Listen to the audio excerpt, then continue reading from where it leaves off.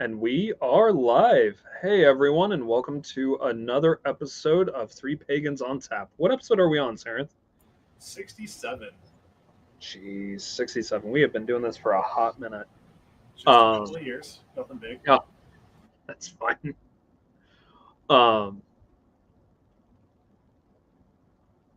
We are actually approaching the halfway mark of what AGF got to, which is fucking wild. Yeah. 156 episodes. That's right. You recorded that super secret special episode the other day. Yep. When is that due to get released? Do you know? Soon, TM. I believe that it's being edited and mixed down. Okay, cool. So I'm really looking forward to that. Yeah, me too. Yeah. So welcome everyone to hey Emily, nice to see you already.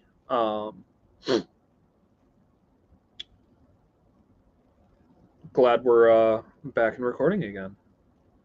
Sorry, my brain's a little spacey. It's all good.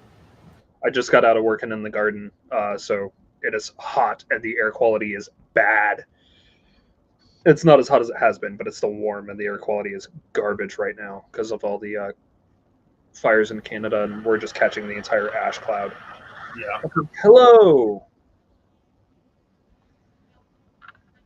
All right. Before we ramble on too much more, I'll go ahead and take care of the prayer as long as you're ready, and we'll get going. I'm ready for you whenever you're ready.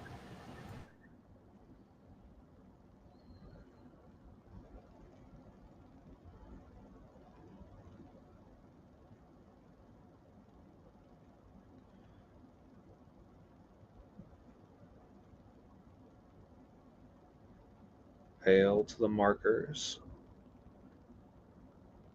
with bone and brush and brand, with knife and blade and steel, with needle and ink and ash, who have marked us through the ages, who have laid down on steel and stone and wood, on hide and leather and paper, from earliest papyrus and mud markings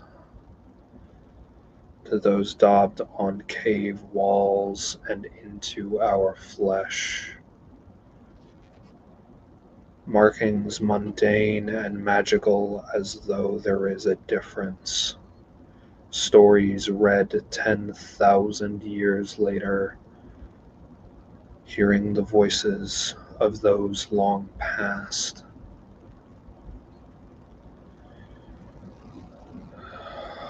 To the spirits of rune and alphabet, tattoo and brand,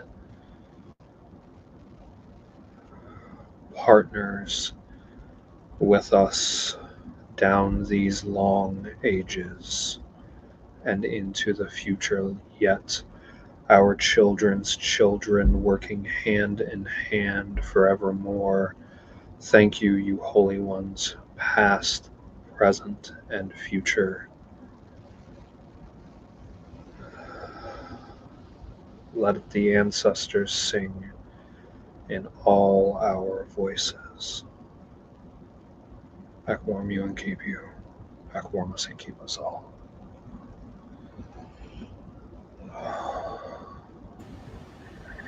Hey y'all, how we doing tonight? Good. Doing good. Tonight's episode, in case folks couldn't tell from the prayer and the title, is all about tattoos, brands, magical markings, etc. Very timely, as I just got a very large tattoo on this past Saturday. Not very large, large enough. So, what's it of? Yeah. I don't know if I'm going to be able to comfortably get my sleeve up. Yeah, it'll roll up far enough.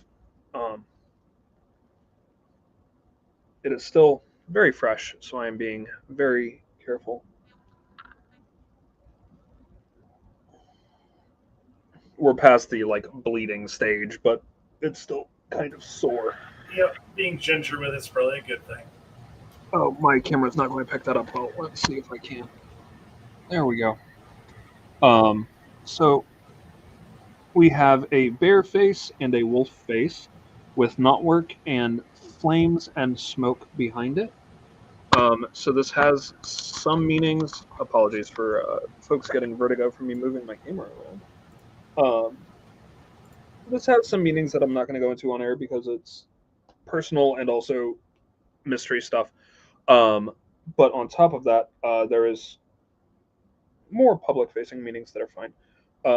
I have a lot of associations, both personally and with spirits that I work with closely through wolf and bear, shocking everyone. And the fire and smoke in particular are for the pack fire, the sacred fire spirit for the pack tradition. And then not work because heathen. Once again, shocking everybody. I will eventually have. I also have on this shoulder a raven, which I got before I was pagan, because I was just a mythology nerd, and got a raven on my shoulder that I named Hugin because it was a huge mythology nerd. And I forgot about that. Lo and behold, a few years later, look at the last name. Sure is there. That was. I love you. Oh my god. Everyone. To be fair, I was at the time a lapsed Christian. Like I identified as Christian. Like it was just mythology. I just really enjoyed the stories. No one is shocked anymore, but you know. So what are you drinking tonight? So because I'm still recovering from tattoo, I'm no alcohol. Well, in practice, no alcohol tonight. I'm drinking. So I say that because I'm drinking a homemade soda from just soda water with homemade elderflower syrup and a few dashes of Angostura bitters. Technically, there's a little bit of alcohol in that, but it's a couple of drops of alcohol in a whole glass counts for nothing. It's less than 0.1%, right? So there's not really. It is well below anything that would count as non-alcoholic. I also have from a local coffee shop a blackberry and lavender iced latte thing. I do believe our Maleck is frozen. Oh no, did I freeze? Yeah, you sure did. Oh shoot. You're better now. Okay. Where did I lose you? Well, you were saying that the Angostura bitters has a low alcohol percentage. Oh, okay. Cool. Yeah. So less than 0.1% as far as alcohol percentage in that glass. And then I also have a. Oh, that might actually be you, Sarenth, because I'm seeing other people saying that they heard me just fine. Interesting. Oh, weird. Yeah, I don't know. But yeah, regardless, I'm also drinking a blackberry lavender iced latte thing from a local coffee shop. Shout out to Lolo Bees. They're fantastic here in Bay City. They're fantastic. And if you're in Bay City, folks should drop by.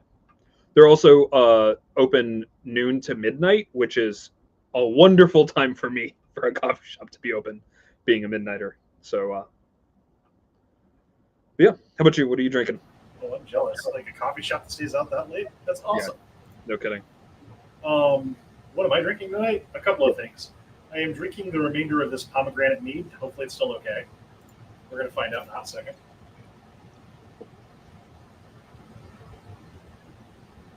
Yep, that's good. As you down the whole glass. Yeah, that's fine. I mean, let me test this by tipping it up.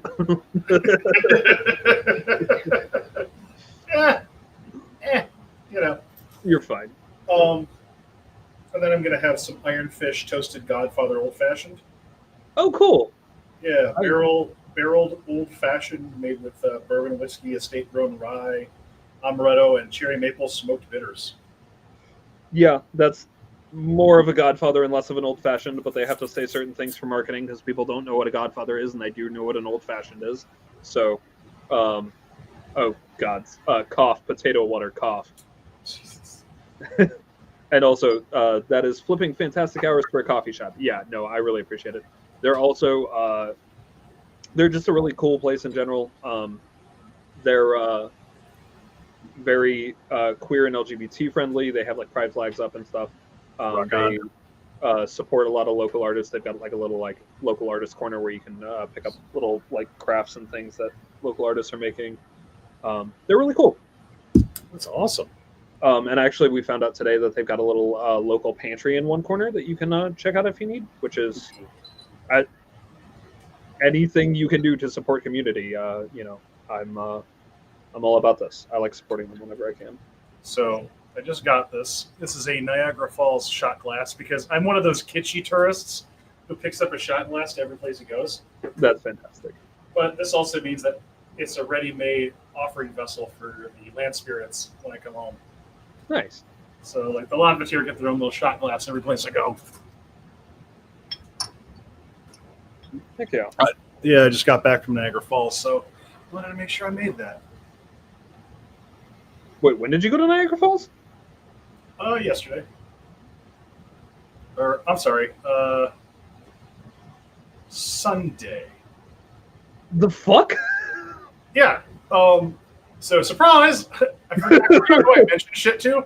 My partner and I went on a overnight trip and went to Lake Ontario, and then went to Niagara Falls. From now on, I think we're only going to be doing name brand hotels because the hole in the wall motel that I decided would be a good idea. We got there and every instinct screamed at me, "This is a bad idea. This is where you die." Like to the point where we were getting blocked in by somebody, and my instincts were like, "You better be prepared to ram this motherfucker. Your insurance is probably better than his." So, Terrence, speaking of, you're bad for my blood pressure. Hey, Hawk, how you doing? I booked a relaxing weekend at the Bates Motel. I see. well, we didn't stay. We saw the locals and said, "Nope, that's enough for us, thanks." Well, that's good at least. I'm glad you're alive. Me too. The Lake Ontario was absolutely fabulous. I believe I've spoken before. I don't know if I've spoken on the show about how I have a obligation to the Great Lakes to make a stanza for each of them for a sacred poem that I was commissioned years ago to write by them. Mm-hmm. So I've gotten Lake Ontario with this trip. Which Niagara Falls, I got to connect with her. That was a whole thing. And then we got to see Lake Huron before we made the return home trip. Gotcha. That was absolutely fabulous. Nice. I was gonna say, anytime you want to visit Huron, they're 15 minutes from me. So the bay of Bay City is Lake Huron. Well, whoops. You're fine. I mean, for next time, don't worry about it. yes. Like I said, absolutely just jaw-dropping gorgeous. Beautiful power at all these beautiful places. Also, very good question there, Hawk. How have we never had a pagan beach party? You know what? Summer's not over. We can fix that. There you go. Yeah. I'm glad it was a good trip. That's awesome. Yeah, I mean, speaking of magical markings, like making magical markings on paper, I suppose. Let me just segue back to the. Oh, you're fine. I mean, honestly, if we don't get wildly off topic at least 6 times, it's not really a 3 Pots episode. So. This is true. But all that being said, like fabulous weekend, fabulous time. Highly recommend going and enjoying these Great Lakes because holy shit, especially if you can do it over a weekday, way easier to get and have a good time. True. Like, not having to compete with 10,000 children on the beachhead is nice. Yes, very much. Hey, Ghost. Also, staying on topic is boring anyway. Very true. It's true. But yeah, no, that's awesome. I know later this year, my partner and I have a trip planned to the UP to go visit Lady Superior, so that will be very nice. Oh, enjoy. Yeah. Be sure to submerge your entire body. It's real fun. In September or October, yeah, no, it's gonna be great. Yeah. And freeze half to death. For those who are unaware, Lake Superior stays very cold year round. Pretty much at freezing. Yeah. It is part of the physical reason why the saying Lady Superior keeps her dead is part of it, because it's complicated lake ecology that I don't want to get into, frankly, because I don't know it that well, and also it's complicated. Has to do with like how lakes turn over and stuff. Depends on how warm August has been. Hmm. It depends, TM. But it's still almost freezing the entire year round. And when it hits midwinter, it freezes chunks, and these really cool formations of ice form. Yep. The average temp of Lady Superior is about 40 degrees Fahrenheit. Yeah, which is rather cold. You got pelts, it'll be fine. I mean, it will be fine, but also, yeah. But yeah, anyway. And Sarenth, who is also no stranger to a variety of magical tattoos themselves. I don't know what you mean. Yeah, and we love and appreciate our inland ocean. Yes. Yes, absolutely. All of the Great Lakes count as inland seas.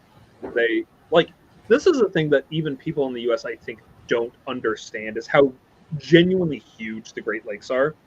Like,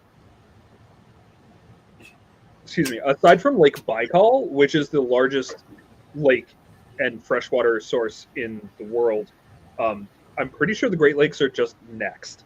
Yep.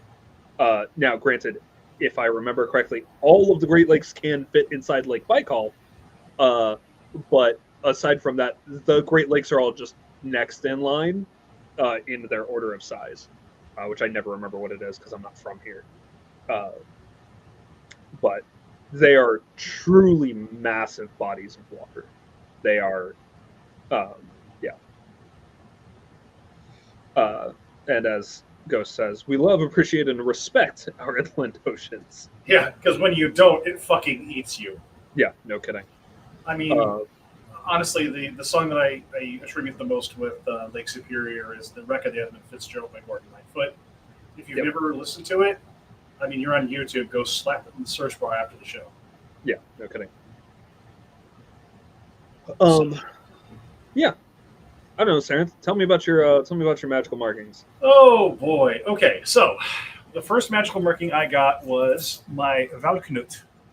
I hope you guys can see that all right there. Yeah, it shows up reasonably well. Oh, good.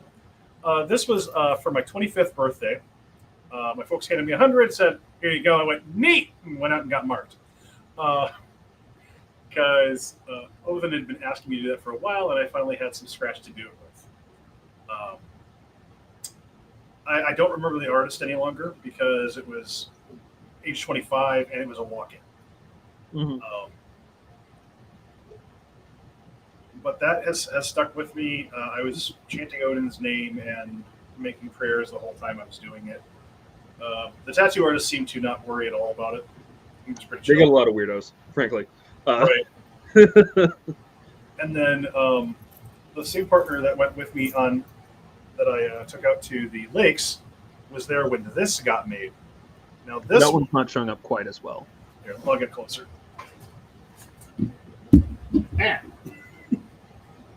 There we go. Now I can actually see it. Yep. So that was done over the course of about an hour and a half, 2 hour ritual. The artist that did that, her name is Janet Nelson. I can find her Instagram. She's a fantastic artist at Bright Idea Tattoo in Ipsy. and was really cool. Allowed me to do a whole ritual complete with offerings inside the shop. And my partner drummed for me the whole time Oh, and cool. helped me color the tattoo as it was being done. Very nice.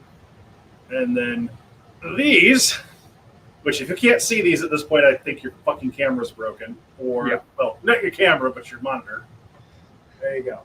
Yeah. So these were asked to be done. This is before Jim left the pagan community for the most part.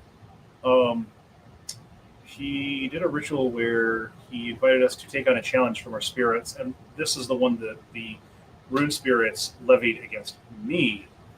I finally got this done in 2019, 2020. It was 2020, right? I couldn't tell you. I'm so bad at time. I'm so sorry. It's okay.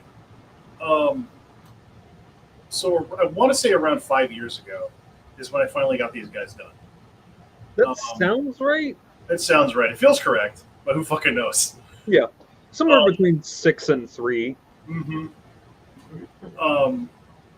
So this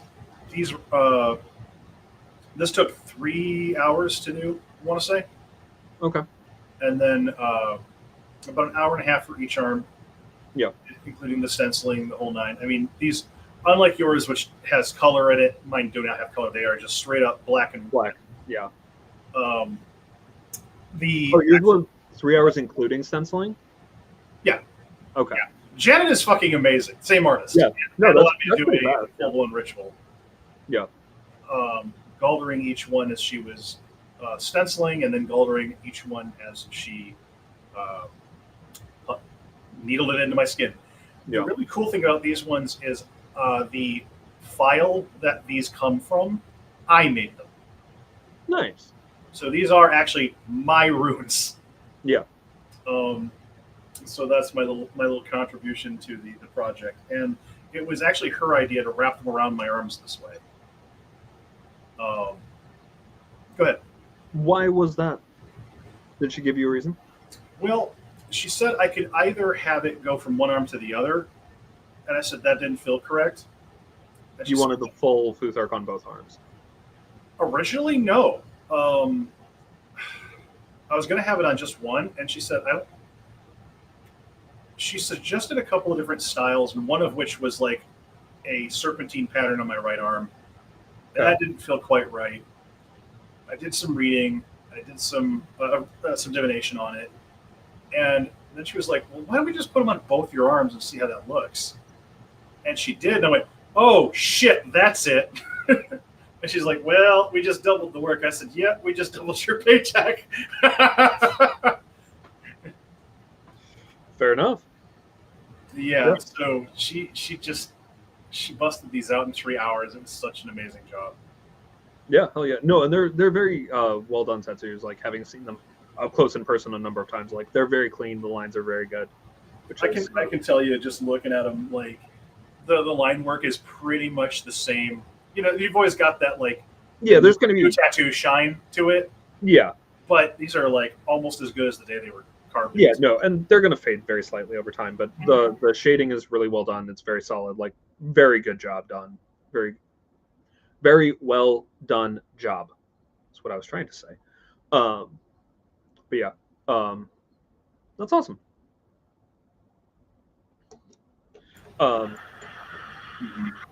I similarly do not remember the artist who did my Raven, because that was almost a decade ago now, and in another state.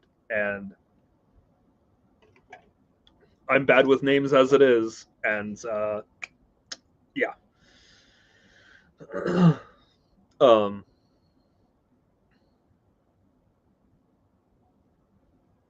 That's one of those, like, I want to get into kind of broader magical markings things in a minute, but just like personal stories is, I think, a more fun place to start.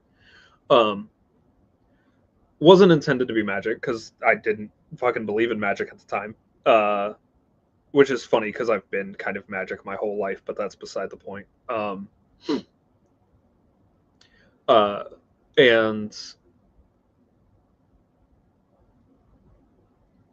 now it's a deep connection point for a number of spirits, to the point that I will actually get feedback through my tattoo when certain spirits want to get a hold of me. Like my raven will get hot, like other people can tell hot to the touch, when certain spirits want to get a hold of me, which is very fun. It was very interesting, especially when that started, when I was first getting started in paganism, um, because that was happening so often that I was having like actual trouble like telling who was trying to get a hold of me, because it was like phone ringing off the hook from multiple spirits. Mm. Oh no. Which happened. But it's interesting because like the phenomena you're describing is something that sometimes happens with my own runes, where it's like if a particular rune has something to say, I might feel a warmth or a cold, or I might feel like a hey, look at me. Mm. And if my eye is like particularly drawn to a rune, if somebody asks a question, like especially if I don't have my rune bag with me, Yeah, it's like, oh, okay, like congrats, you are the rune bag. yeah, yeah, no kidding. And for this recent tattoo, which was 6 hours all told, the artist was fantastic. A brass cat tattoo in Midland, fantastic guy, utterly professional. Basically, he does a little bit of flash and stuff, but at this point, he's booked out for custom tattoos until February. Holy shit! Yeah. That sounds like a bad thing to have. Yeah, no kidding. I was like I made my appointment. Hold on, time. Uh,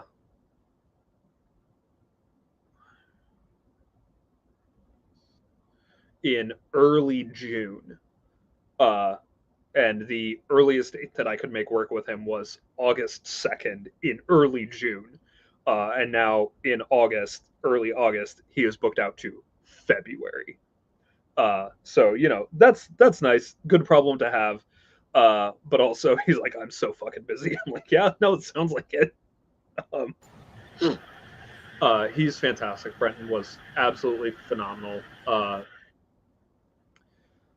Um, Fabulous experience. Cannot recommend highly enough. And oh no, we lost the Sarenth. No, I presume that they have their headphones on and are still yeah. Still listening. Brain, go. But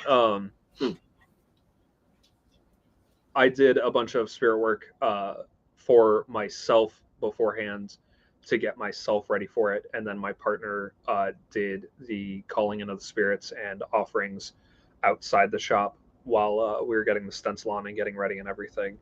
And then I sat and watched Lord of the Rings extended editions through the entire tattoo for 6 hours while this man drilled needles into my skin.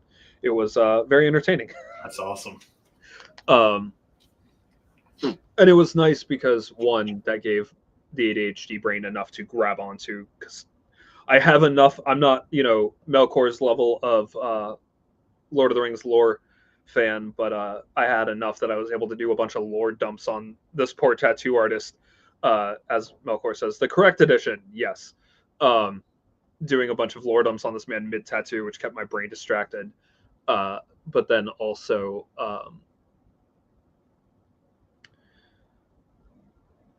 feeling the spirits touch the tattoo while it was happening, holding and supporting me while it was happening, was really nice and really gratifying. And I actually felt their hand actually quite literally live during the process, because he had originally had color plans, and then when we got in and started actually working on things, he changed the color layouts Not a ton, but enough that were significant. There is purple in the smoke that wasn't originally in the plan that replaced some of the blue. So now it looks a bit more misty. It'll hold up better over time because the purple is darker and will hold up better. But it's also a more misty color. It frankly reminds me more of Jotunheim. And similarly, the fire color pattern got changed a little bit as well. And I was like, oh, so you're just being told what to do mid tattoo without knowing it. Got it. Cool. So that's always fun. Also, 6 hours straight of tattooing is rough on the body, in case you were wondering. Yeah, just a bit. I thought 3 hours was rough. 6 hours is nuts. Yeah. And I will say it was not as bad as getting my chest tattooed. That was fucking awful. I cannot imagine both of your chest tattoos. That's no. That sucked. Yeah. Like I was in full on transfer both of them. Yeah, no, that does not sound fun. Which is funny because I will eventually get the other Raven. Because I'm gonna get Munin on the other shoulder. This time the plan is because Hugin is very solid. And the plan is to have Munin be coming apart at the edges like smoke. Still black and gray, no color, still but like coming apart like frayed cloth and or smoke at the edges. Ooh, I like that. Yeah. Because memory frays. Oh yeah. Yeah, so some of us quicker than others. Really quick, wanted to point out, this is Janet Nelson's Instagram. This is my artist. Yep. I had actually considered going to Janet when I was still in Ipsy for tattoos, because this tattoo has been many years in the making. Not that you need tattoos to be meaningful or be many years in the making, but this one has been for me. Yeah, I mean, it's your friggin' body. You do what you want with it. If for some reason you want a horse riding another horse riding a unicycle, go on with your bad self. Yeah, do what you want. For me, so much of I have limited canvas to work with, and I want so many sacred tattoos that I just don't have room for other tattoos. And also, I don't like pain that much, so I'm just not going to get a bunch of tattoos for reasons that aren't serious to me. And other people do, and that's fine. Do what you're going to do. I just am not going to. I do have plans for a full sleeve on my left arm at some point. Interestingly, I don't really want anything on my right arm. Like aside from the shoulder cap piece for the Raven, that'll be the end of it. I'm pretty sure. It'll be basically the idea is to stretch from shoulder cap piece for Munin around collarbone on both sides, back and front. Probably the runes actually there into Hugin, and then down the whole arm. And there are certain spirits who I know I want in certain places, and yeah. So Sarenth, tell me, how long have people been tattooing? Since we could put together ochre or ashes and stick them under our skin. Probably as long as we have been upright primates. Yeah, pretty much. I saw an article recently of a ice mummy out of Siberia, out of Altai specifically. Yeah, let's see.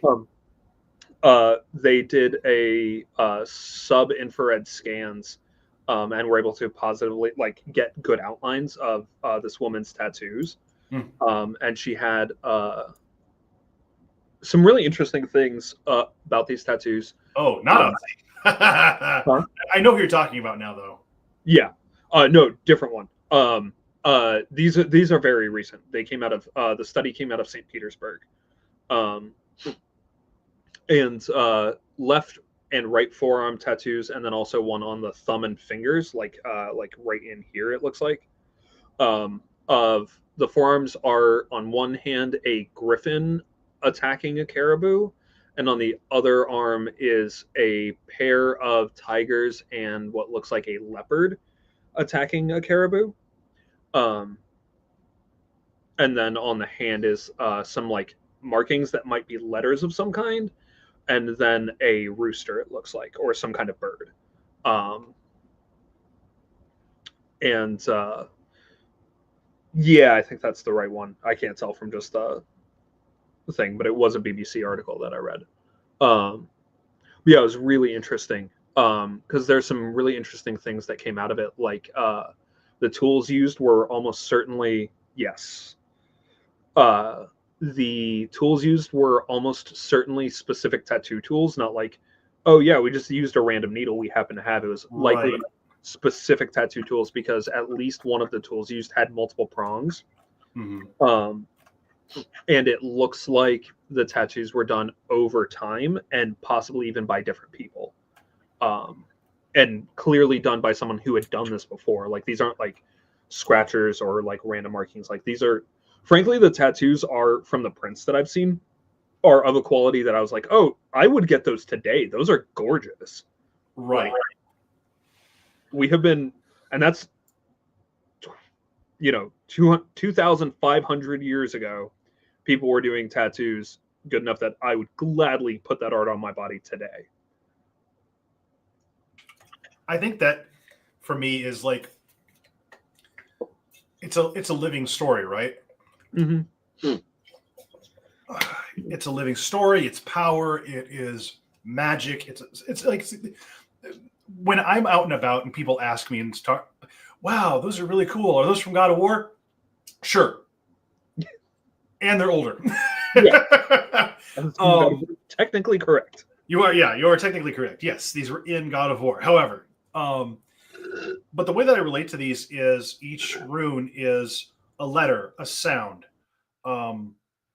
magic, and a spirit, and a cultural concept. So Fehu, for instance, right here is F, and it's also where we get the word fee from, and it's wealth, and it's cattle, and it's mobile wealth, and it is the corrosive effects of being a prick, about being a miser, and it's also about all this meaning builds up, and it's a pictographic form. It's a distillation of magic and power and Vaethir. And how fucking cool is that? And we're still getting these markings on us. Yeah. And that's a really thing. That's a really cool thing about humans in general is like we've been putting marks in our skin and altering our bodies in various ways, right? Piercings, tattoos, scarification, branding, you name it. We've been doing this for thousands of years all across the globe. And some cultures have different taboos about it, and some cultures are really like, hey, don't fucking do that. And there are like in some teachings that I've received, actually it's super dangerous to get tattoos because they'll twist your fate and you can't predict how, and it might be good, it might be bad, or it might be neither. Every time she said that, I felt like I was being stared at. Yeah, I'm like meanwhile I'm over here like, that's nice, I'm still planning on getting a bunch. Is that directed at anybody in particular? And on the flip side, it is also, yeah, I understand that. Also, it's my life. Like, right. Is what it is. Really quick, not to completely derail. Yeah, no, you're good. So my partner and I, on a whim, stopped at a meadery and winery in Canada when we were over there. And this is a 2022 from the Rosewood Winery and Meadery. We got this 10 minutes before it closed. Oh, nice. So it's just it's a semi-sweet. It's got honey, ginger, and caramel. Oh, nice. Let me see the label. Yes, absolutely. It's really pretty. Oh, that is gorgeous. Look at that art. And you weren't going to show me the art. Look at that. That's amazing. Yeah. I also picked up some garlic honey from the same folks. The really cool thing is you're driving through the area and you can see their grape fields and their apiaries. Hell yeah. Yeah. It's like, oh, that's where the meat came from. Hey, Kat. Yeah. And also, it's my weird to weird. Thank you. Exactly. Oh, this is actually a good point. I want to point this out. Someone pointed out a spiritual doorbell would be a good idea. With your story, I may finally have a reason to get a tattoo. Yes, fucking do that. Yeah. Definitely do that. I will say it is a thing. If you're doing it for spiritual reasons, I do think it is a thing to do very carefully with a lot of thought, a lot of divination, and a lot of planning. I got for the Baron Wolf, I got, I think, 5 different rounds of divination over the course of 3 years. I planned for it, and the plan changed over time too, right? Like it wasn't like Sarenth, you did one. I did. Yeah, you don't remember your divinations ever. I don't. No. That's why I'm informing you. This is not a question. It is an information for you statement. Excellent. Thank you. Yeah, you did one round of it several years ago. And I had gone in with, hey, is this a good plan for it? And you're like, absolutely the fuck not. No. No, you are incorrect on nope. I was like, okay, what should I do then? Blah, blah, blah, blah. Okay, cool. And that's actually where I got the wolf and bear together, because I had I had originally planned for wolf or bear. And they were like, absolutely not, get them together or not at all. And I was like, okay. Oh, that's cool. Yeah. And then yay, I contributed. You did. Another round of divination from another really trusted diviner brought in the Packfire, as well as the coloring and the smoke and stuff. Several more rounds of divination brought in like what connection points, how, why, etc. Part of it was also like, you're allowed to get things for you, asshole. Like, you're allowed to enjoy things. Right. I was like, oh, yeah, no, that's true and important as well. It doesn't all have to be work and wearing the yoke of the spirits. Like, is that true? Right. Yes, but also you're allowed to fucking enjoy things. It's my weird to weird. Thank you. Yeah, right there. Like, yeah. So yeah, the amount of planning that went into it was frankly fairly intense. You know, I won't say I got every single step approved. I didn't, pull div in the shop to know whether this was the right stencil. I just knew because I was looking at it. I was like, no, this is gorgeous. This is what I want. Yeah, this will work. Also, I was so in the zone at the time that I was like, no, I can just tell you it's fine. Also, don't be me. I fully rolled off of a night shift day of work, which is a 12-hour shift basically with commute. Got a 1-hour nap, rolled into my tattoo. By the time I got home and had food and was recovered and everything, I had been awake for 25 hours. I don't want to hear a goddamn thing from you ever again. You prick. I know. It's not great. When you subtract the nap from the amount of time that I was awake, I had been awake for 25 hours. Yeah. 6 of which was getting tattooed. Don't be me, kids. That was so bad. That was a terrible fucking idea. Yes. Do not do that. I am paying for it now, and it is Tuesday. I am fine. It did work out fine, but I am paying for it now. I mean, there's also the, sometimes you just got to strike while the iron's hot. And the other thing too is tattooing right for you? In some cases, it might not be the tattoo that you need. Sometimes you can just get away with like stenciling on yourself with tattoo markers. Tattoo markers. There's all kinds of body paint markers and just body paints in general that you can use. I've done sacred markings in sacred fire ash on my skin for rituals. When I went to Jason and one of our good friends of the shows and several times guest, and Sarenth put on a ritual one year for Dionysus and the toys, and I have a particular relationship with Dionysus in that I don't have a relationship with Dionysus. And especially the face that Jason tends to get is a face that I vibe with really hard. So I had my partner put a lockdown bind rune on my back in Sacred Ash to ensure that I stayed me the whole time. And it's very funny because that rune was almost completely ritual. Like it was basically gone. You could see the faintest outline of it. Yeah, I mean, this is like so magical. This is where magical markings really kind of shine. So a while back, I'm going to piggyback off of this. My friends Joy, Wenmedic, and Little Three Feathers would regularly host what's called a misa, which is a spiritual seance. And at the time, I had some pretty severe restrictions. Like I could go and talk to the spirits, but I couldn't host any.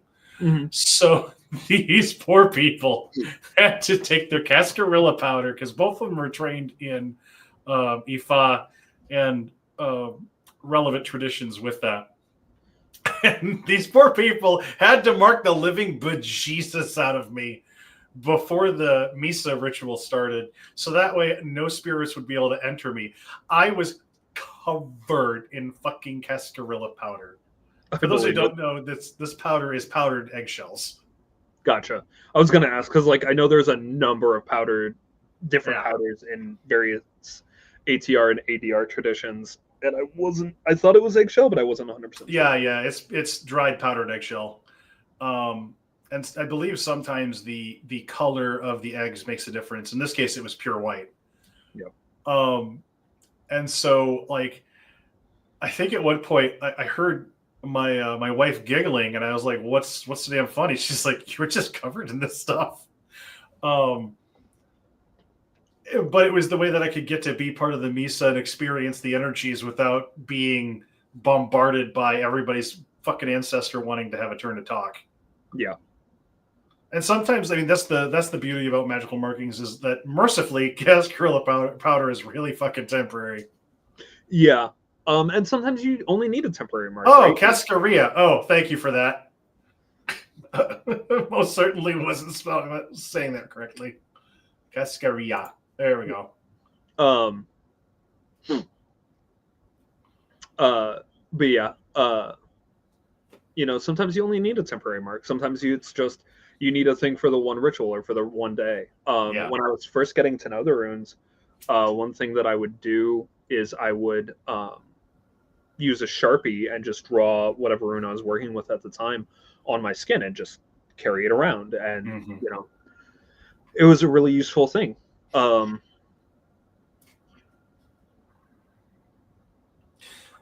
mean, just because you're not committing to like a full-blown tattoo or a brand or a scarification doesn't mean that it's not going to make some serious impact on you. I mean, how much time does that take for your skin cells to fully regenerate?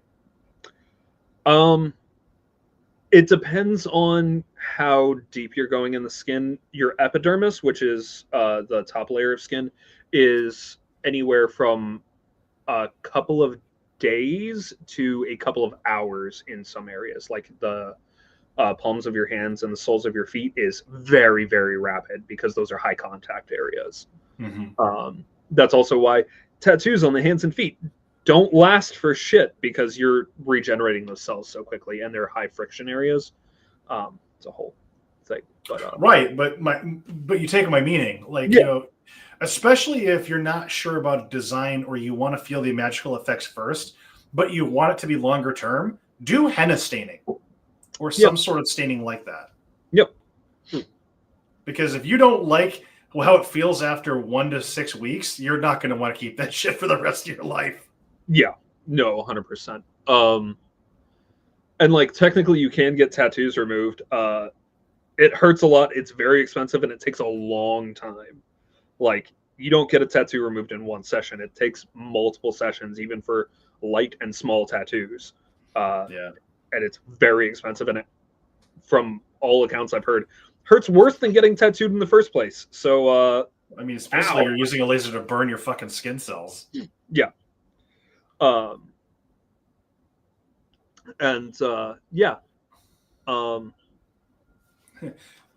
The answer to this question, plus how much power would reapplying the marking regularly add? It depends. If you don't have any power to work with to start with, it ain't going to do shit. Yeah. I mean, just like full blown. Like if you're working with a brand new sigil and you've put no effort and no power into it, you aren't going to see much result. Yeah. But this is also where reapplication can be really useful. Mm-hmm. What's really funny is that even though I trained as a chaos magician, I don't do sigils for anything. Like I have never gotten on with sigils. I just don't do them. That's fair. It's deeply funny to me that as we're doing the magical markings and all this, I'm like, I don't fucking do sigils. Like I just never have. Oh gods, yeah. I can't imagine how gnarly it would be to remove a magical tattoo. Fuck that. Yeah. Because you not only got to take that off your skin, you got to take that off whatever souls you got that tattooed onto as well. Yep. And the implications of having it removed. Woof. Yeah, no kidding. Yeah. Yeah, no, that's some very serious stuff. This is why you divine at least 3 times before making major life decisions. Yep. And a tattoo is a brand or whatever, right? Permanent marks in your skin, scarification of any kind, right? These are all very serious life decisions, right? Like that's hard to undo. It's also one thing that neither of us, since we're on the subject, one thing that neither of us really have the training or right to talk about is indigenous tattooing traditions. Right. You know what my comment is? Go to a traditional tattooist. If they say no, that's your answer. Yeah, right. Like, and there are like I know Maori tattoos, for example. There are tattoos that are only for Maori people, and then there are tattoos that are okay for outsiders to get. Right. And I don't remember the names, and that's not my business. Go talk to them. Yeah, I'm not a tattoo keeper. Yeah, I don't. right. I don't know the. And when it comes to things like chin stripes, there's identity issues around that, which is why the TikTok trend of having Viking people don chin stripe tattoos and shit irritates my soul, because that's a very specific culture marker. Yeah. For Inuit, I believe. Yes. Inuit peoples. Yeah, don't get fucking chin stripes, white people. Like that's not yours. Also, it's really, I mean, there's a layer, I mean, it's appropriative, but there's a layer of funny when men do it, because if they're trying to be all big and macho and they have like a single chin stripe, they're marking themselves as a married woman. If I remember my Inuit tattooing correctly. Now, again, I am not Inuit. I am not Inuk. Inuit is the people. Inuk is the singular. I am not Inuk, so I don't fucking know. Yeah. Don't do it. Don't steal tattoos out of context, because you don't know what you're signing up for. Yeah. Right. And that's really all there is to it, Yeah.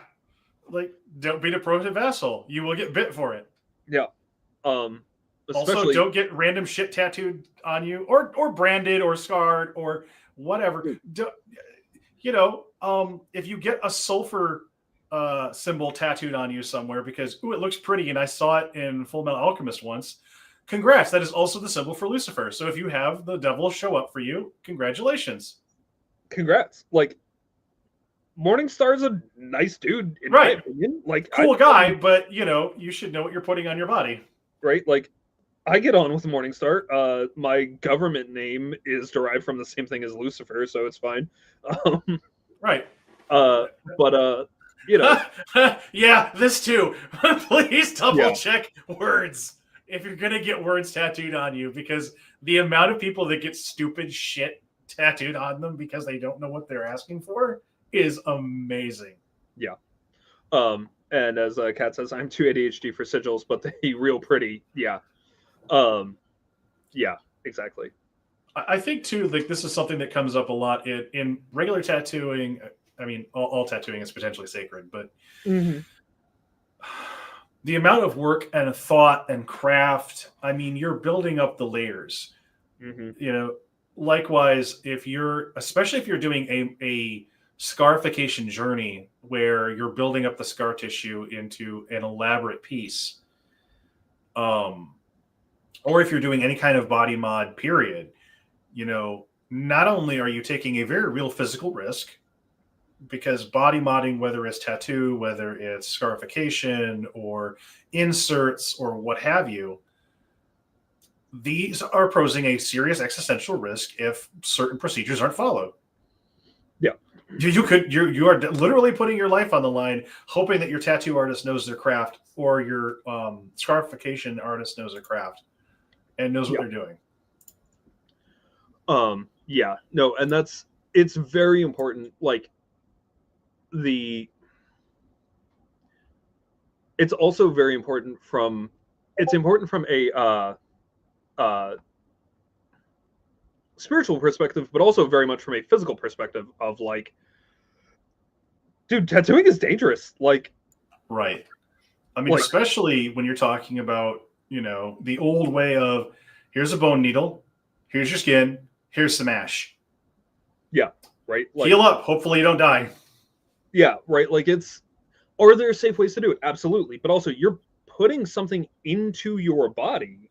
Right. You're burying foreign material underneath your epidermis into the dermis layer of your skin so that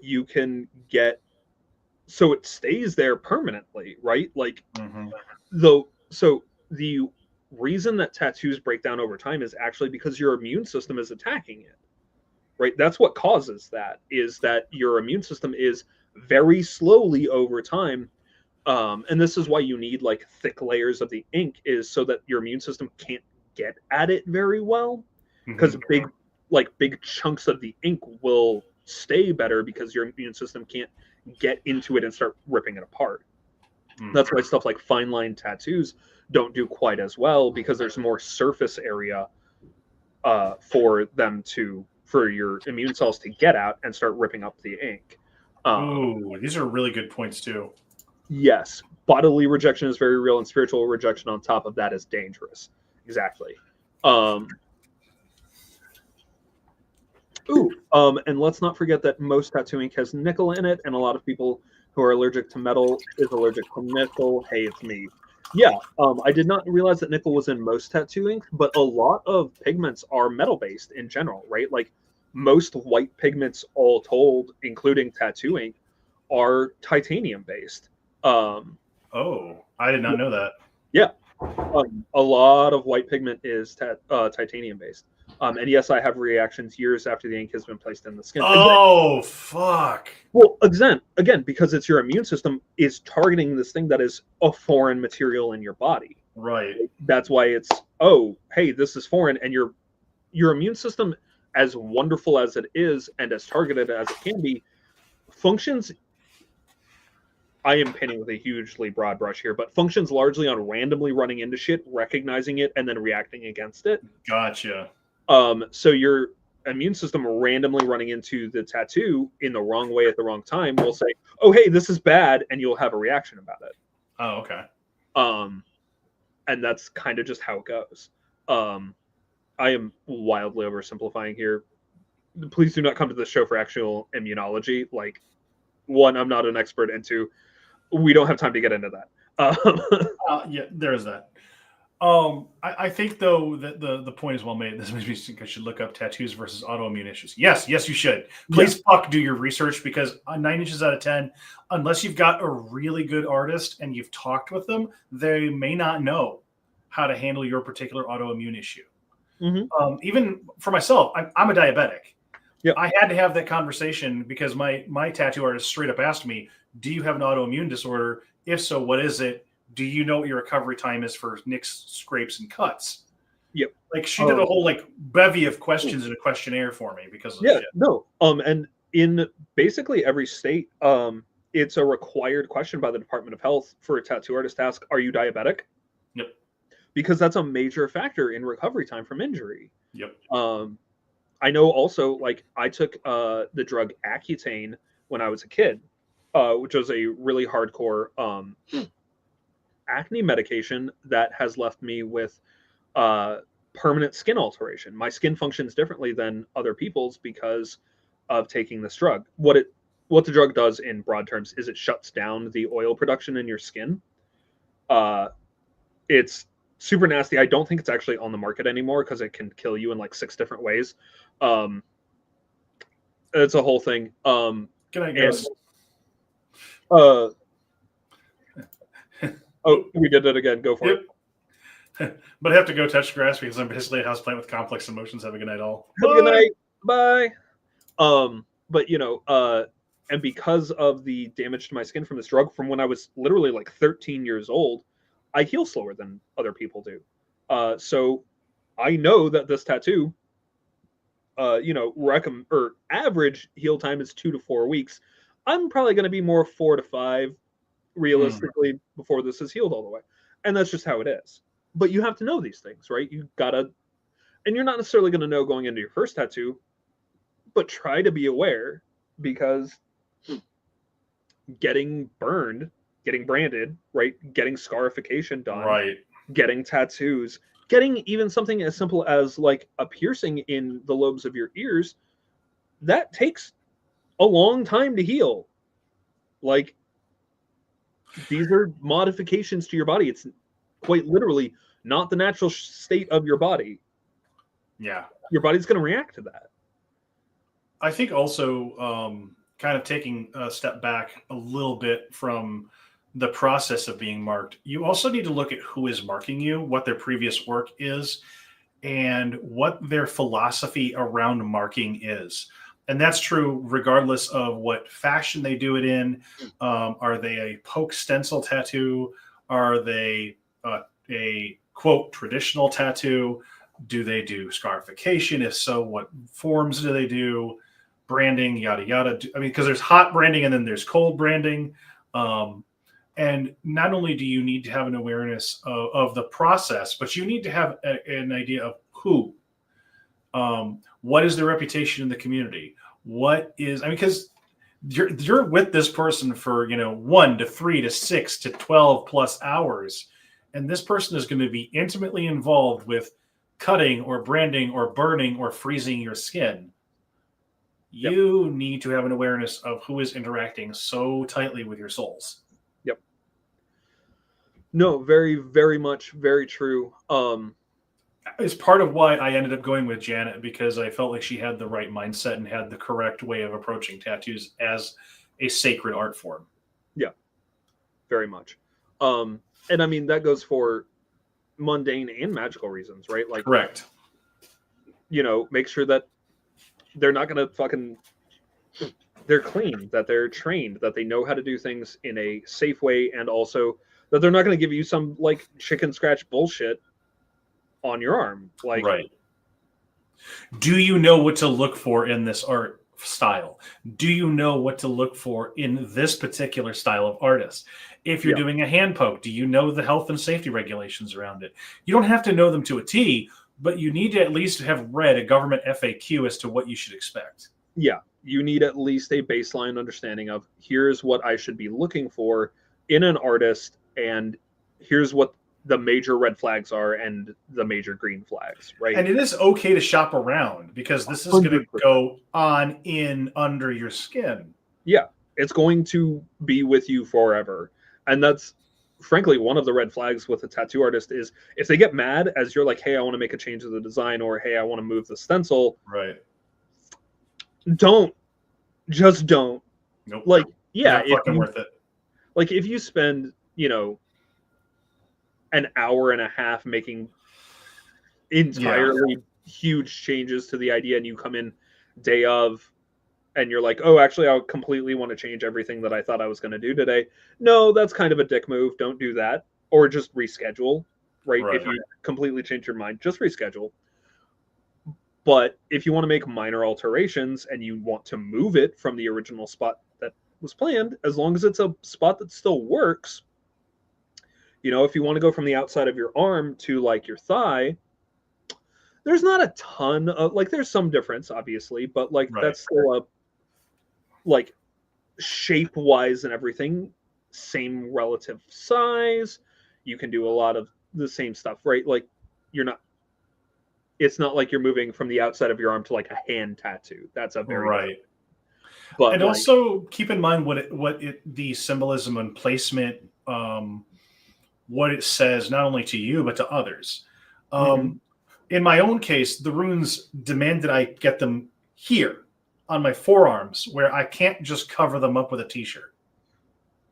Like, partly because they wanted to be seen. They wanted to be a conversation starter, if nothing else. Like, that was an intent on their part. Yep. Make sure that you're not signing up for work you didn't agree to, because if you can get it on your bicep versus your forearm, you might want to think about that. Yep. Because otherwise you're wearing long sleeve shirts if you got to be in a professional work environment and they don't like tattoos. Yep.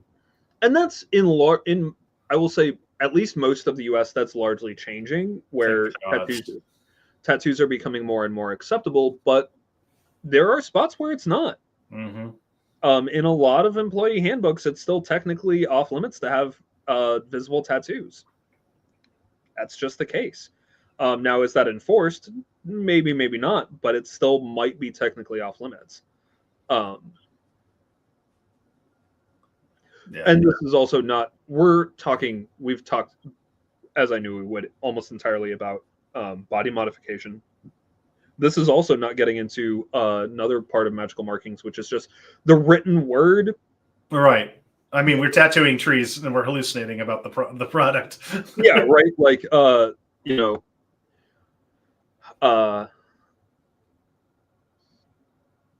there is a large thing to be said about the magic of the runes, is that, yeah, you could read what someone wrote, 2,000 years ago. Right. That's some potent fucking magic right there. Right. I mean, you're talking like, I, Airwolf, wrote these runes for Bjarni in memory of blah, and that is going to stand there for 2,000 fucking years. Holy shit, guys! Yep. And like some of the runestones that we've found tell stories of battles or lineages or etc. Like major events were recorded, and like that's magic. That is hugely impactful. I think that in the modern day we really take for granted the ability to read and write, but for the majority of human history, that was not a thing that everyone could do. That was not a thing that the majority of people could do. The reverse is also incredibly funny to me, because you get this one cave, and I can't remember which one it is, and there's literally a rune inscription on it that's up high, and it says this cave is very tall. Yeah, right. This is very high. Yeah, thanks. One of the runic inscriptions we have is, this is an axe on an axe. Yeah. Right. What was it? This dude was showing off that he could write for his friends. He wrote, "This is an axe on an axe head," because yeah, thanks, my guy. Right. It's like your jackass friend who's learned a little bit of kanji and he's putting it all over your body. It's like, it could be I suck farts and you don't know because it just looks pretty. Yeah, but on the flip side, we have all these stories because people wrote them down. Right.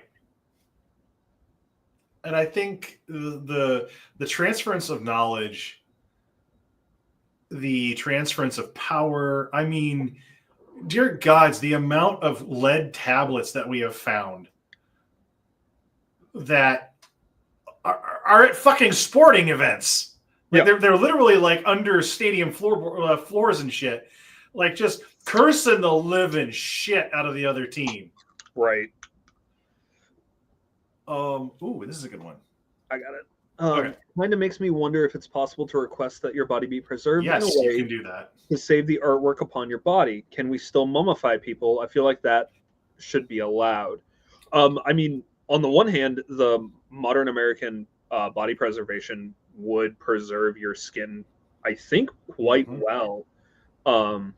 So most likely, there's a company I know of that will take your skin off and preserve your tattoos in like a shadow box. Oh, really? Yes. I don't remember the company because of course I don't. But this was something I ran into somehow when I was working in the funeral industry, because somebody was asking about that and I went down a rabbit hole. but there are places that will allow you to take skin off of people and preserve them. If you have a durable power of attorney, a living will, that kind of thing. Yeah. You have to get, the thing is, you absolutely need to make sure that your ducks are in order or it will not happen. Yeah, because otherwise your body is not going to be treated. Otherwise, it's desecration of a corpse. Yeah, right. And no one will fucking do it. Yeah. And also, I'm quite certain that, you can't do that once you're cremated. Yeah, that gets to be a little hard. A little hard to remove that from the ash there. Gods. Oh, this is actually this is tied in. It's double story. Kind of funny. Yeah. So when I was working at a funeral home, one of the things they would have us do was they would have us scan the handprints of people. Okay. If you don't do your paperwork right, it turns out you might accidentally send the person to the crematorium before you take the fingerprints. Oh. Oops. Yeah. My very first experience with a dead body was fingerprinting a woman. And I had her hand in my hand and I was putting her thumb to the thumb scanner, the print reader. And I squeezed her hand a little too hard and her whole hand jerked. And I dropped her hand. Oh, and no. The guy that was training me was like, "Are you going to be okay? Can you finish this?" I said, No, it's cool. I got it. Because I had accidentally squeezed the nerve bundle in her arm a little too tightly because I was trying to get the damn thumb to press in right. Well, and it turned out the reason I was having such a big fucking problem was because the thumbprint reader was completely out of juice. Oh, oops. So we completely had to stop and everything else. But this is how I found out on a separate client. Like, do not mark this as done, because if you do and this person gets cremated, we're going to be in such deep shit. Oops. So like this is where like if you lose the magical markings, this is also like missed contact, because one of the things that this company would do would sell vases and shit with this person's handprint on it. Oh, okay. As a memento and a keepsake and Yeah. So I thought that was really neat, but like genuinely, if you don't do the magical marking in the right order, you're not going to get it. Yeah. And I mean, you want to talk about the amount of labor that's involved in some of these magical markings. I mean, when you're talking about woven papyrus or the amount of work it takes to make decent vellum is like, I think there's one artist that's alive left in the world that does archival quality vellum now. Really? Yeah, I saw it on PBS Nova years ago. Hopefully there's more people out there doing it now, but like I think there was like at the time that they did the recording, there was one person in the world who did vellum the traditional way. And it is an exhaustive process because you've got to kill the animal, you've got to preserve the hide, you've got to scrape it down till it's literally paper thin, and then you sheath it, and it's a whole process. Yeah. It's a whole huge process. A lot of bone-handled tools because obviously it's the best tool to use, but also the more you work with it, the better it gets. Like some of the best tools that we have today are very old bone and antler tools, because the longer you use them, the more the pores will work the leather, or in this case, work the papyrus. Yeah. Yeah, no, it's, people don't realize with the easy access to cheap printing that we have today, I think it's lost on a lot of people how genuinely expensive books used to be, right? Books of any kind used to be an entire, writing a book was writing each letter on each page out by hand. Right. You had to have, and God's help you if you used iron gall. Yep. Which was, because that shit would eat your paper. Yep. They didn't know at the time. I mean, it had amazing clarity, but because of the properties of the gall, it would eat the paper eventually. Yeah. And the getting the ink, making the ink, writing it out, and not all ink writes as well as modern inks do. No. Not all writing materials that we have, like writing utensils are an intense science. Like it's not just a random thing, right? Go try to grab a random stick, and even grab a random little twig off the ground, use some ash, mix it with water, and try to write something. See how well you're going to do.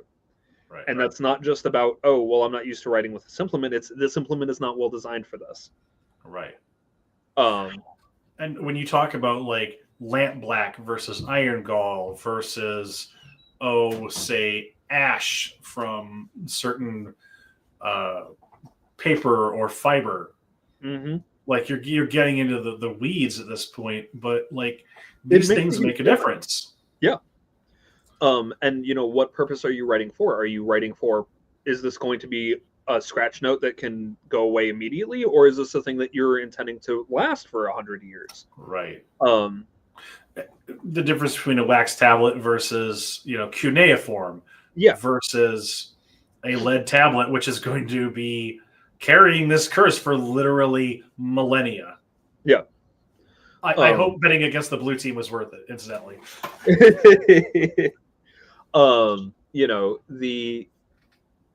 These things all have to come into consideration. Like you were talking about, iron gall ink will eat your paper. Yeah, which means if that's what you're using, you either need to match the paper, make sure it'll stand up, or get a different fucking ink. Yep. And then you got like, is this archival quality? Well, our ancestors didn't know what the fuck you meant by archival quality. We just knew the words lasted on the page for quite a while. Yeah. And like if you're like modern archival quality paper is different than your average paper because it doesn't have acid in it. Right, modern paper will just self-denigrate, right? It just self-disintegrates over time. Right, which is why it takes a long time, but it does do it. And when you're talking about, I want to leave a lasting legacy, well, you're going to have to do your research. Yep. Is the body going to last long enough is the body of this work going to last long enough for you to pass that legacy on? Yeah. Possibly not, and you need to be prepared for that. Yeah. And there's a lot that goes into it that I think we take for granted now, but we shouldn't, right? There's a lot to it, and it's worth consideration. I mean, especially when you're talking about something that is supposed to last or communicate something. Is it eye-catching? Does it do justice to the work that you're trying to have it do? If you're trying to tell a story, would a pictogram be better? Would an ideogram be better? Would a motif that's pretty common are in some of these rune stones, there's a snake pattern that follows, and all these runes are arranged in this pattern, and it follows through the rune poem or the poem in the runes. And then it also has a literally artistically depicted story, like the Gokstad cross, or a different one that comes to mind is like the Sigurd the Dragon Slayer stories, which is often told alongside with runic inscriptions as well. Yeah, there's both the pictograms and the written words side by side. Yeah, and also another part of it is keep in mind that the symbols that have meaning in our culture today will change over time and will not have the same meaning 1,000 years from now. Right. One of my favorite examples of this is the difference between horseplay and pony play. Huge, and demonstrates that you cannot just trust that word-for-word translations are going to keep their meaning. No. Like those sound, if you are not an English speaker in modern America, those might sound like they mean very similar things. They do not. Playing with your puppy is very different from puppy play. Yeah. Both might be cute, but both have very different contexts. Yes. So,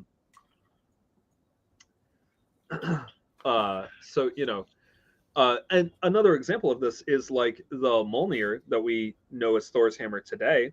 Right. As early ago as like the 70s, they thought it was a ship's anchor or a modified cross. It is only today that we believe it to be a Mjolnir, that we believe it to be a hammer. Right. Now, do I think that that is an accurate thing? Yeah. Yeah. And people in the 70s thought that the ship's anchor was an accurate thing. So, right.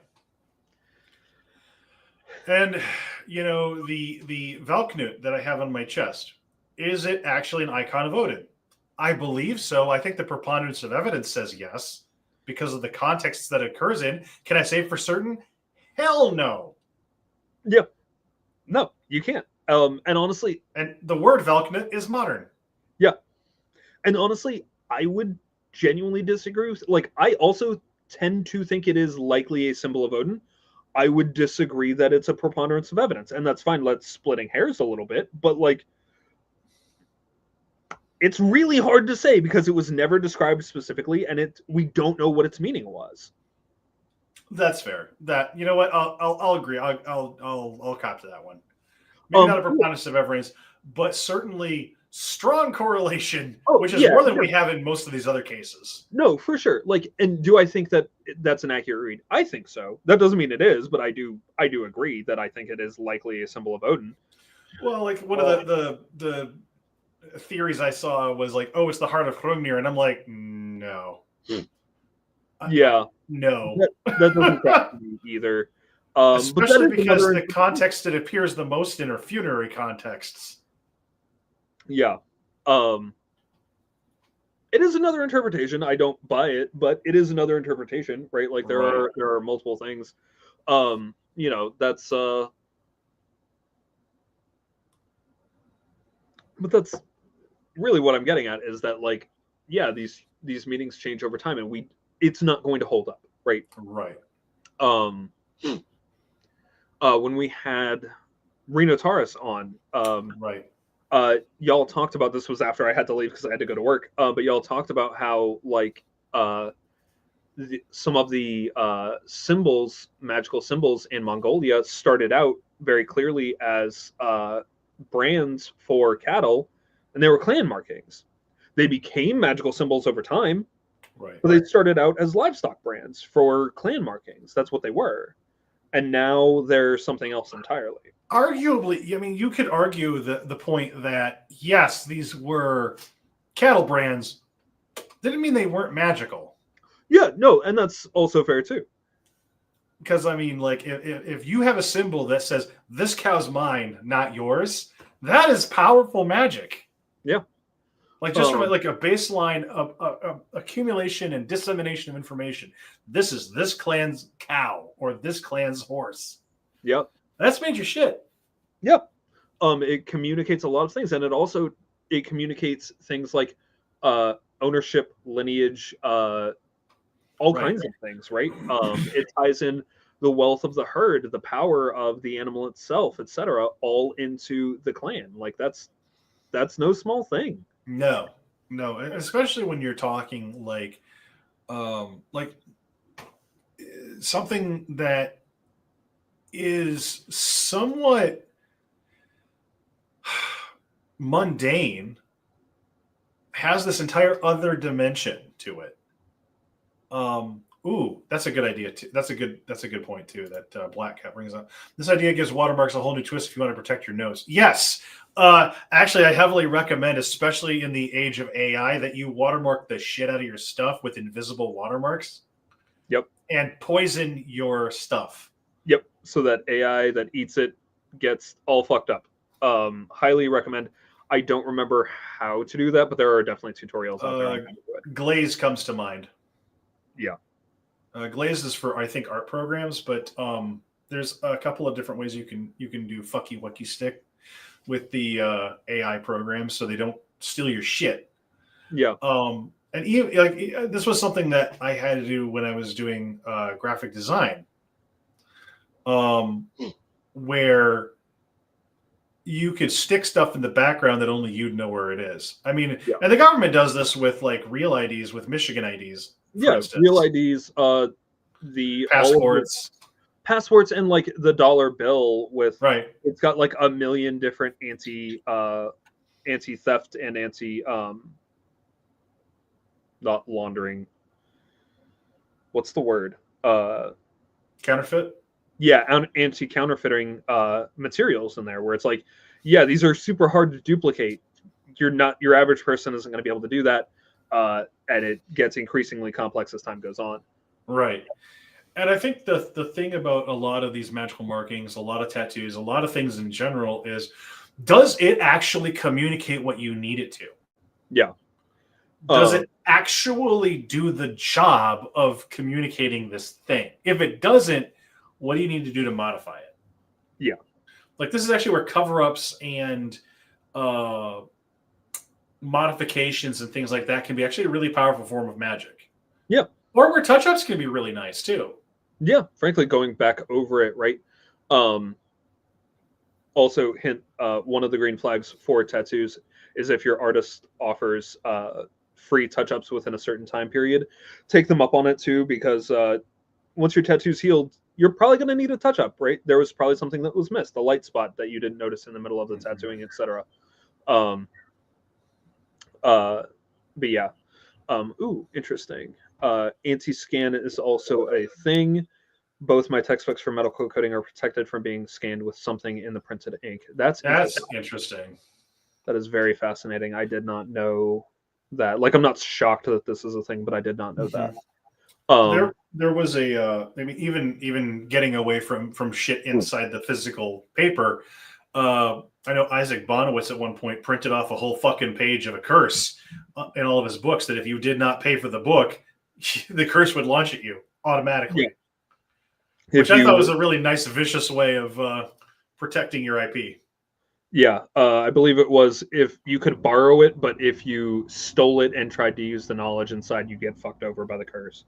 Something like that. I don't remember the... Bonowitz is a piece of shit, but that's a brilliant curse. Yeah, kind of, yeah. Yeah, and the only way to get it to stop was to give the book back, if I remember correctly. Yeah, something to that effect. But yeah, he's a piece of shit. You know, made the dragon chew on his bones, but also, yeah, no, solid idea. Mm-hmm. Stop clocks, all that. I think too the thing with a lot of markings in general, and this is true whether you're talking about writing, reading, art, applications to humans, skin, souls, whatever. Whimsy is important. Yeah. Enjoyment is important. If you're not going to enjoy the process of getting a tattoo, think twice. Is it really worth it? Now, you might find that the offering of pain and blood is an incredibly powerful sacrifice, and you might just do it once. You might also determine that ain't for me, Chief. Yeah, which is perfectly valid, first of all. Right. But also, like, yeah, you only got the one life and you only got the one body, leaving aside reincarnation. But, you know, you're here now. You should probably try to at least enjoy your time here as much as you can.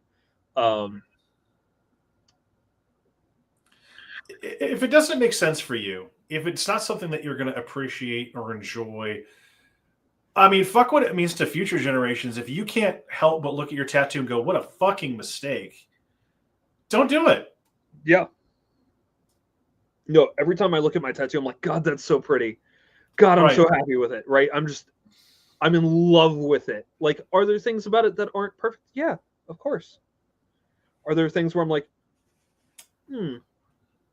But also, okay, and that's part of it for me too, is like, yeah, and I was there, I lived, did fucking make mistakes. Like, right. I don't know. I have a lot of feelings about mortality and living life in the moment. I think one of the things that magical markings really kind of bring to mind when I think of like future is it's legacy, right? Yeah. And one of the neat things about having these on my arms is how much of a legacy I'm able to leave just by them being conversation starters.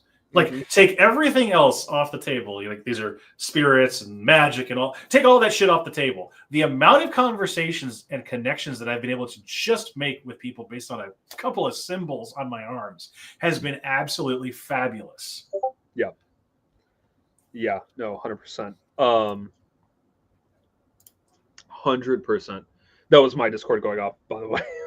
Oh, okay. Yeah. Sorry. I forgot to shut it down before broadcast started. It happens. But, I mean, but that is actually a really important piece of it, right? Because it's like it's constantly communicating. Even when I am dead asleep, you know, someone can look at you and see things about you, right? Literally marked on your skin, you know, right? And I mean, this is also true of the writing we leave behind, the art we leave behind, in the video format we leave behind. I mean, this is very much a magical marking.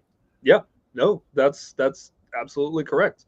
Written on the both the physical servers and also on the ethera that is the internet. Mm-hmm. One thing that you mentioned that we hadn't really picked up as a thread yet is the offering that this can be for spirits too. Oh yeah.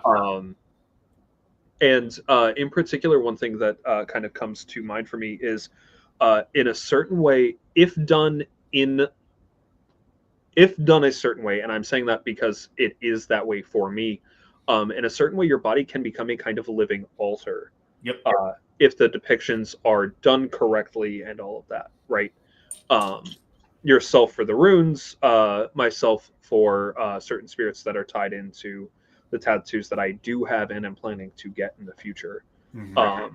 It is both offering of pain and blood and time and energy and all of that, but also my literal flesh, right?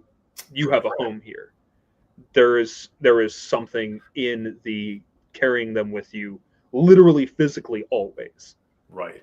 And it's with regards to like the Valknut is a living on my skin representation of Othin. The Aegis Yolmer is not an idle piece. I bled for it. It's always displayed. It's a helmet of awe and terror. Yeah. For those who are not familiar, the Aegis Yolmer is the helmet of awe. It is a medieval Icelandic symbol for terrifying your enemies, and I mean that in the like old sense of the word, like causing terror and despair within your foes. Good for protection and also victory in battle and things. Wild that you would have it, Sarenth, with the way that you tend to get into scraps and spirit work. I don't know what you're talking about. Not I. Yeah. I mean, like literally, like getting this tattoo. I did a lot of div, before, especially the Valknut was one thing. The Valknut I knew was like it was in the bag.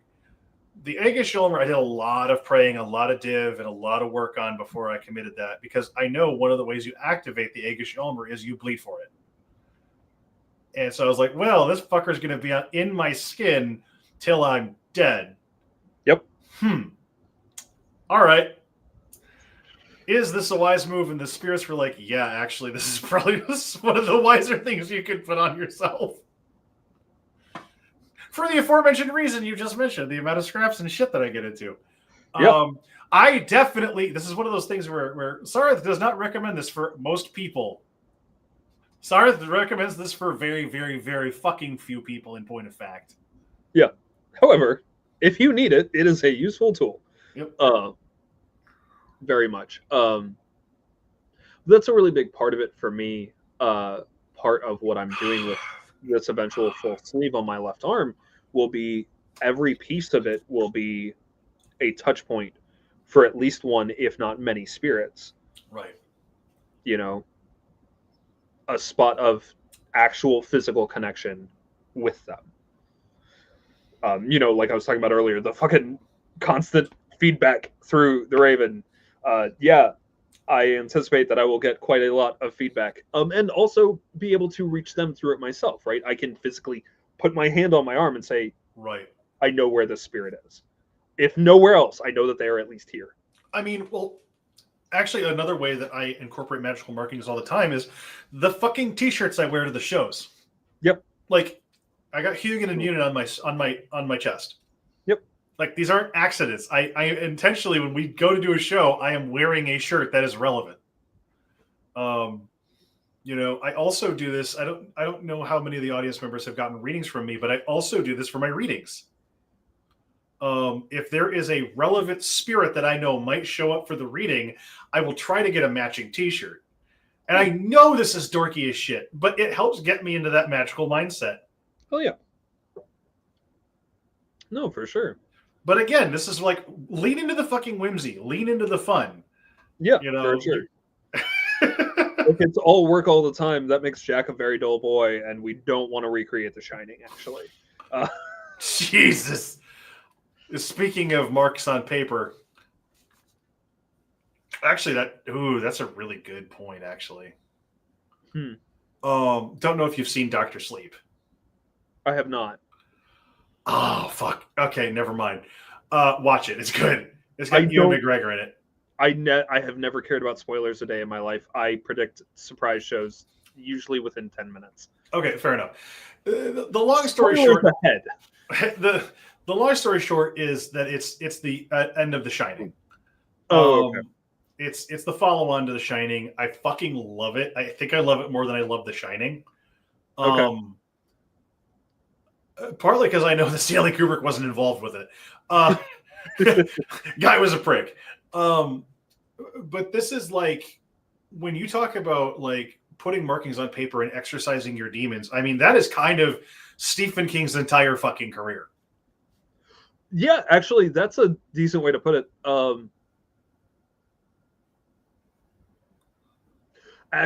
So speaking of Stephen King, his book that is half autobiography and half writing manual, I believe it's called On Writing by Stephen King. Mm-hmm. One, well worth a read. I think it is a very good... It's interesting to read regardless. It's enjoyable to read as well, and has quite a lot of good philosophy on writing in general in it, as well as good practical advice. Mm-hmm. But he opens it with writing is magic and like an explanation of like, I believe one of the exercises is like, imagine a rabbit. Now imagine the number 7 painted on this rabbit's back or marked on this rabbit's back. And then he predicts exactly what you just imagined in your head. Right. Like, into very specific details because of how language works. He's like, how did I know that? Because blah, blah, blah, blah. And it's a really interesting thing. Real quick, lean into Grim Frost. I mean... You do constantly. I do. At this point, I should just get a sponsorship. Yes, it is. Dr. Sleep is so fucking good. Journey work is dangerous if you don't know how to shield and cover your tracks, turns out. Yeah, which is like one of the central things that I want to like shove every occultist ever who's like, I don't need to shield. I don't need to ground. Watch this, motherfucker. And finally, on Writing a Memoir of the Craft by Stephen King, really cool book. I need to read it. It's very good. Like, I very genuinely recommend it. And you being at this point, genuinely professional writer, I do think that it would help. I think that you would glean some good things from it. Sweet. It was very influential in my writing career early on when I read it in, God, I think that was high school now. Oh, God. I didn't realize it had been around that long. Oh yeah, it's been out for a long time now. Oh, that's fine. I love the wincing, as though I'm not older than you.